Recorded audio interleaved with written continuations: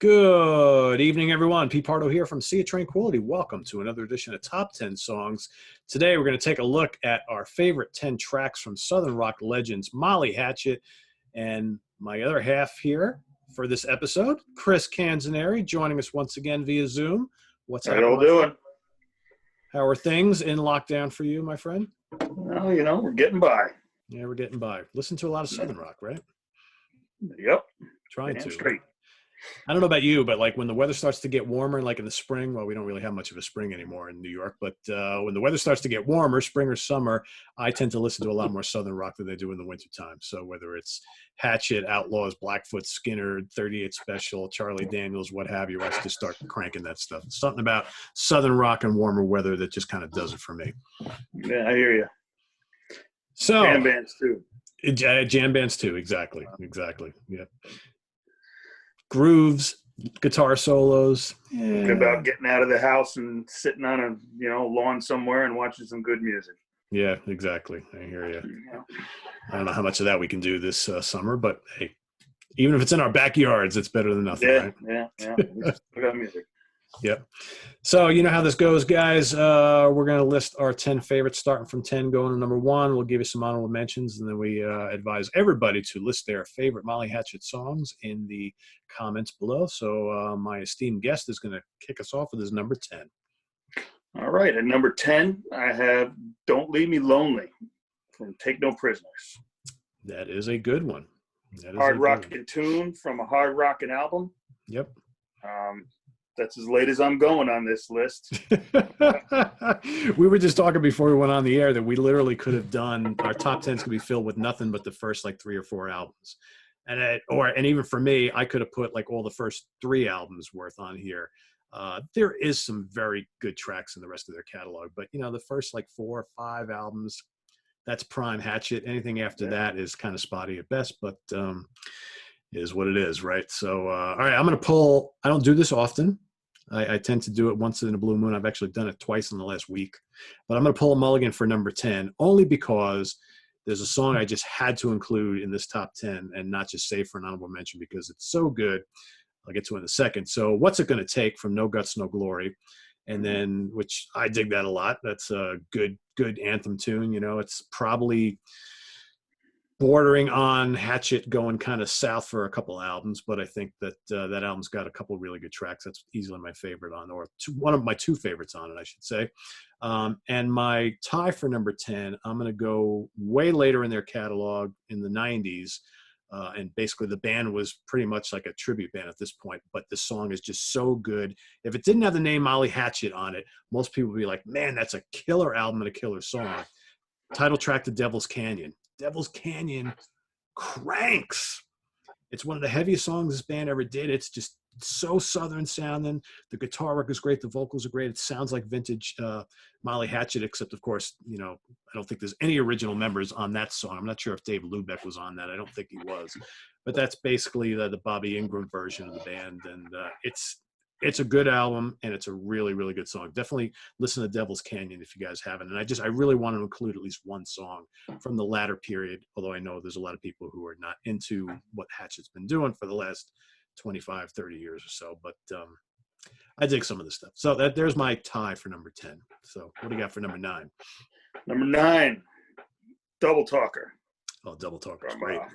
From Beating the Odds. I love Beating the Odds. They changed a little there. They added in some organ. They started doing some different things. Still a great album. Killer riff. Killer solos. Why don't you just cut that and loop it? So I could just chill here and you can just play killer solos over and over again for every single one of these. That's exactly right. And Jimmy's a pretty damn good singer. I mean, I think he fit in this band for the most part. I mean, he was very different sounding than Danny. And I know for some people that was kind of jarring, but I saw them live on that tour and I thought they were great. They were really good. And, I want to bring up something because, Chris and I both dabble in guitar a bit and we love guitar music. As heavy as some of that early Hatchet stuff is, if you really listen to those albums, they never used a ton of distortion on their guitars. It's very clean guitar sounds, but they sound so heavy and like, I mean, that's like, Les Pauls and, what other, they use what? Les Pauls, I think that one of them guys played an Explorer, right? Guy had a V, I think. A V, yep. Yeah, it's just vintage sounding Gibson guitars, cranked through an amp with not a ton of gain, but man, it just had this heavy sound. But I think if you listen to like them compared to like Blackfoot and even some of the heavier Skynyrd stuff, I just think that a lot of the Hatchet songs are just very clean guitar sounds, but they come across as being one of the heavier of the Southern rock bands. Maybe it's just the nature of the arrangements. I don't know, but yeah, guitar solos all over the place.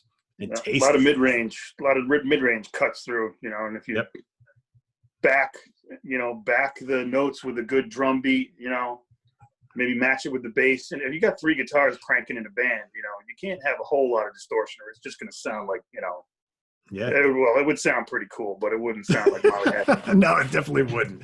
But, and I agree with you. You could just sit and listen to these guys, playing guitar solos and riffs all day long. It's just, they had a formula and it really worked. It really worked. All right. My number 9, let's go to Flirt with Disaster for One Man's Pleasure. One man's loss, another man's gain. Great song. Great song. I mean, that album is obviously everyone's favorite for a reason, right? But that's just one of many, many strong tunes on that album.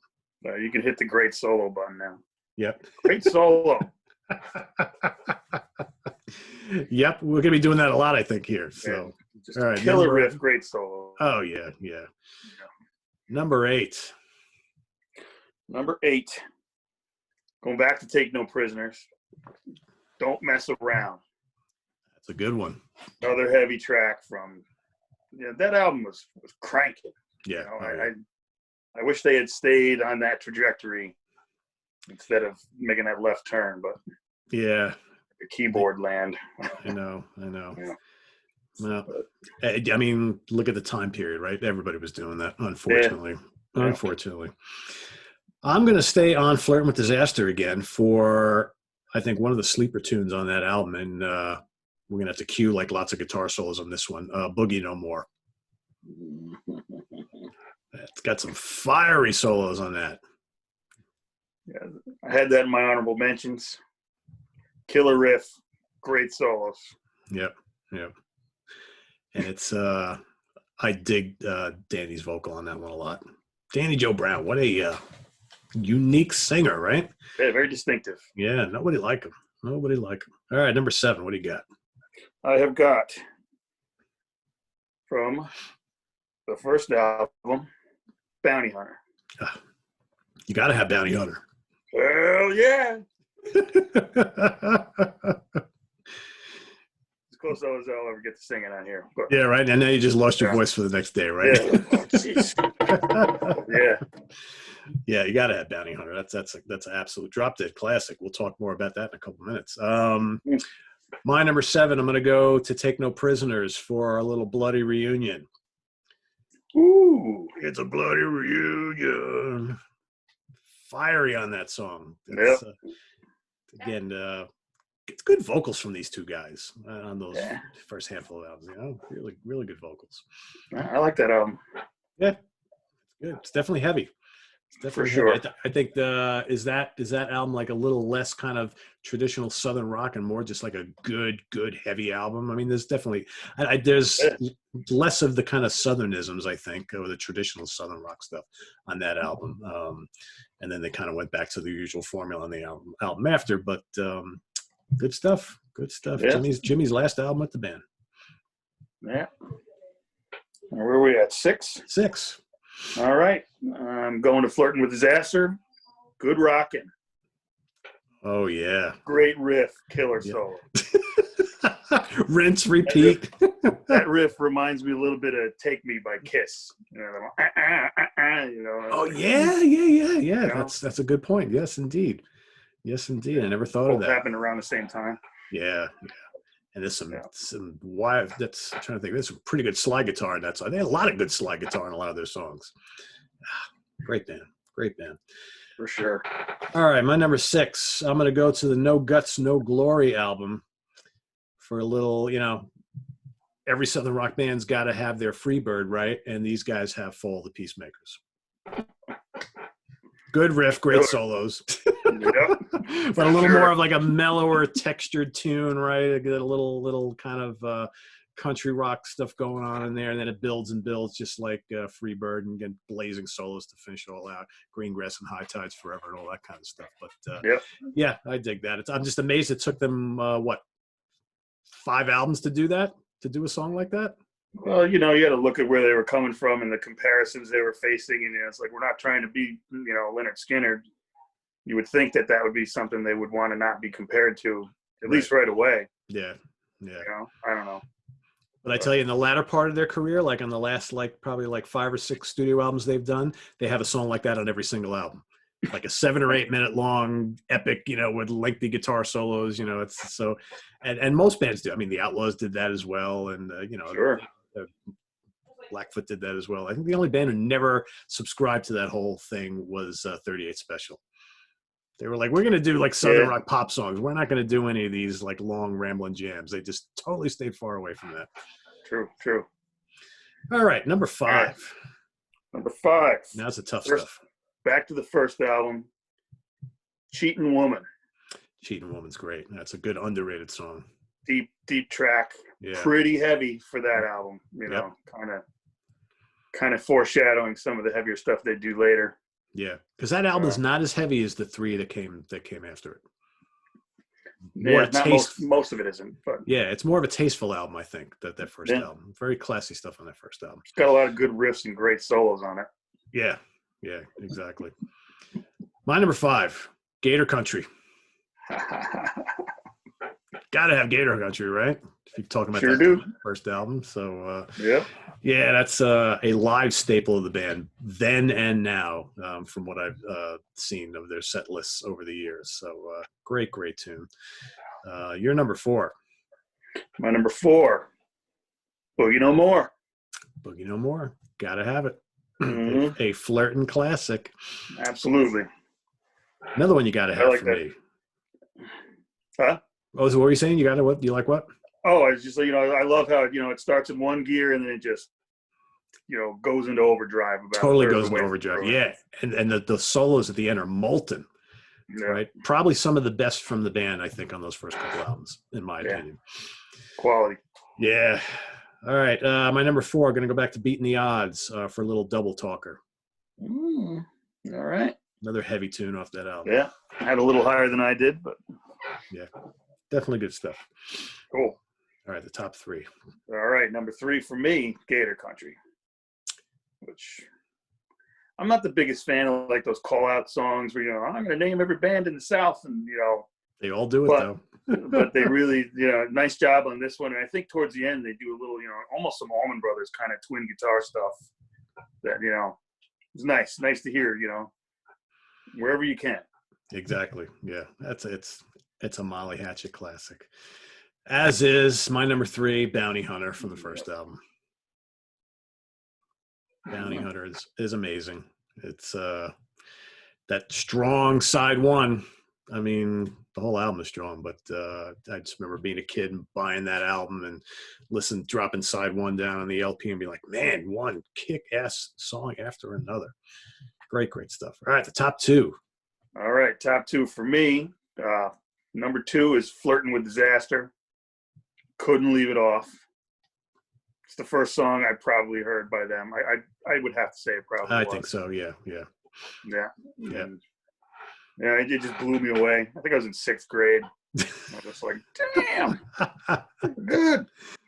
Yeah, because I think most of us heard Flirtin' with Disaster, bought that album, and then they have another one with an equally cool cover, right? And went out and bought that, because I don't think anything off the first album got played like on radio or anything like that I recall. Not that I remember. Not before Flirtin', at least. Right. I think they started playing. Did they play Gator Country on the radio afterwards when Hatchet really started taking off? I don't remember. Well, it doesn't really matter. It's a great tune anyway. Yeah, Flirt. Well, sure. I tied you here. My number 2 is also Flirt with Disaster. All right. I mean, it's classic for a reason. It's a pretty ingenious song, I think, and might be a little overplayed, but I don't care. I still dig it. They play it a lot because it's good. Yeah. It is. All right, number one. Let's see. Right. Let's see if we match up here. Number one, this song to me says Molly Hatchet. The groove, the vocals, it's just, when I hear this song, it's just like, yep, man, that's what they're all about. Whiskey Man. Wow. Yeah. I thought you were going to go another direction. You were going to tie me, but yeah, Whiskey Man. Yeah, that's amazing. That didn't make my top 10. Huh. It's in my honorable mentions. Yeah, and I love it. I love it. But you know what I had to go with? Beating the Odds. Oh, yeah. I love Beating the Odds, man. I'm amazed you didn't have that in your top 10. Yeah, no kidding. Wow. Just as much as I'm amazed I couldn't squeeze in Whiskey Man, right? So, yeah, but I don't know. I think Beating the, again, I really dig the Beating the Odds album. And again, I saw him on that tour, and I just think it's just such a heavy tune. And the riffs are great. The solos are great. And Jimmy Farrar just like smokes on that one. It's probably as close as this band gets to metal, I think. Right. Might be my favorite cover too.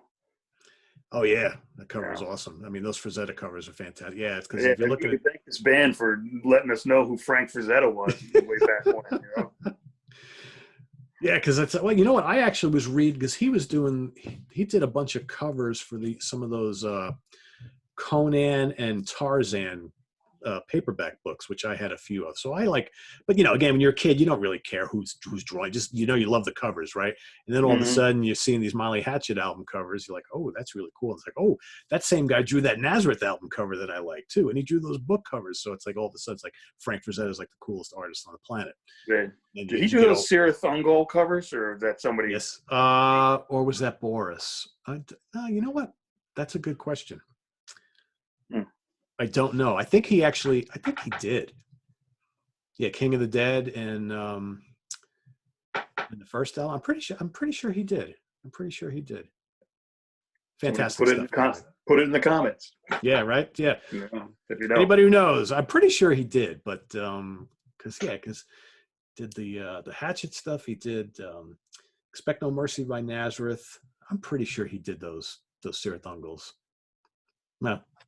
We'll see. Well, I'll look it up after we're done here. But yeah, so all right. So there's our top 10s. You got some. I'm sure you got some honorable mentions here. Yeah, I said before, Fall of the Peacemakers. Yep. I had Ain't Even Close. Take No Prisoners.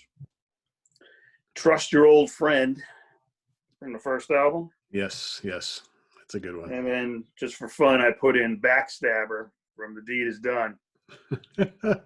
Just for some cheesy synthesizer action. Yeah. I think we could both agree that a good amount of that album is just like, oof, not good. I love the 80s. Yeah. All right, what do I got here that has not been mentioned? I will say I think their cover of the Allmans' Dreams, or in this case it's called Dreams I'll Never See, is very well done. And they change up the song quite a bit, so it's not like it doesn't sound like a direct cover. They definitely do something different with it. The Price You Pay off the first album, Whiskey Man, obviously. What else here? I actually dig The Rambler. Right? I mean, that was a good good radio hit there for a while. Dead and Gone from Beating the Odds. Need to Leave You Dead and Gone. Penthouse Pauper is another cool one. Let's see. Creedence song? Yep, exactly. Another good cover tune. They did a couple cover tunes early on. What Does It Matter from No Guts, No Glory. Tatanka from Devil's Canyon, another later tune, very cool song. The title track to Silent Reign of Heroes, another later album. Heart of the USA from Kingdom of 12. And what else? Son of the South from Warriors of the Rainbow Bridge. Pretty cool, memorable Southern rock anthem from them later in their career. A lot of good stuff, though. A lot of good stuff. You can't go wrong with Molly Hatchet for the most part. But for those of you who may be watching and are going to be like, well, Pete and Chris, I have no Molly Hatchet albums. What's the best one to get off the bat? Flirtin', I guess. Flirtin', or the first album, I'd say. Yeah, and maybe squeeze Beating the Odds in there. Honestly, those first four are really good, but I think as a best first step, I would think the self-titled or Flirting with Disaster is probably a best bet, I think. Yeah, if you can only get one, get Flirtin'. Yeah, and I don't even know, have they ever – they do have a live album, which is pretty good, actually. And if you want to get a good sampling of all the music up till the Deed Is Done, I think that live album came out right around that time. So if you want a good sampling of all their best stuff from those first handful of albums, that's a good way to go. I don't know if they've ever put out a Molly Hatchet Greatest Hits. I have no idea. There's a couple. There's a There couple is, yeah? on iTunes that I saw. Okay. And I think you can, on occasion, they keep putting it up and taking it down. But that Rock Palace show for the DVD, Oh, yeah, yeah. you can find that on YouTube occasionally.